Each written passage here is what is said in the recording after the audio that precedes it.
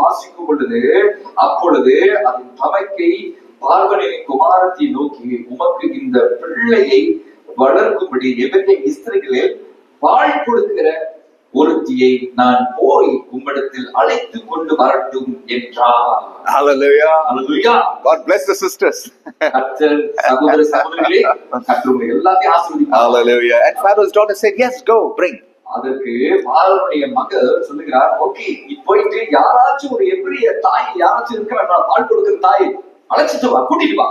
And verse 9, 9வது வசனம் சொல்லுகிறது, Pharaoh's daughter said to her, பார்வோனுடைய குமாரத்தி அவளை நோக்கி, take this child, nurse it for me, and I will give you salary. இந்த பிள்ளையை எடுத்து கொண்டு போய் அதை எனக்கு வளர்த்திடு, நான் உனக்கு சம்பளம் கொடுக்கிறேன் என்றார். Wow.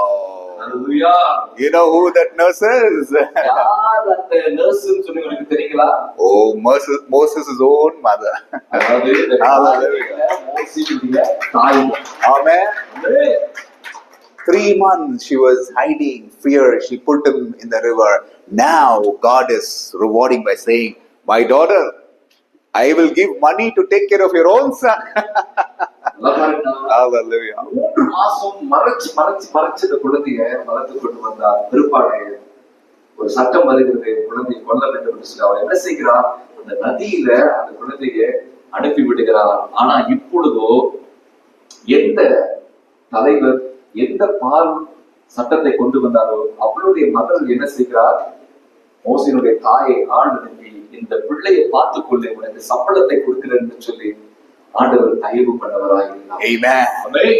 That's why I said this, from Moses' mother's life we learn prosperity in the face of adversity. நல்லா பாருங்க, அதனாலதான் அவங்க எல்லாருக்கும் நான் ஒரு காரியத்தை தெளிவுபடுத்த விரும்புகிறேன்.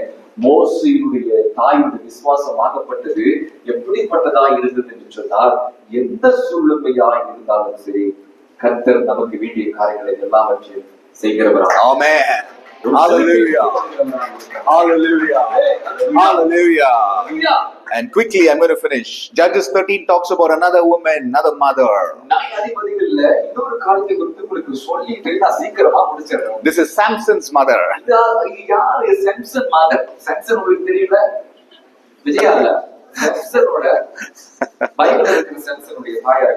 Again, the name is not mentioned. You know why the name is not mentioned? You may be asking, why God you not mention the name?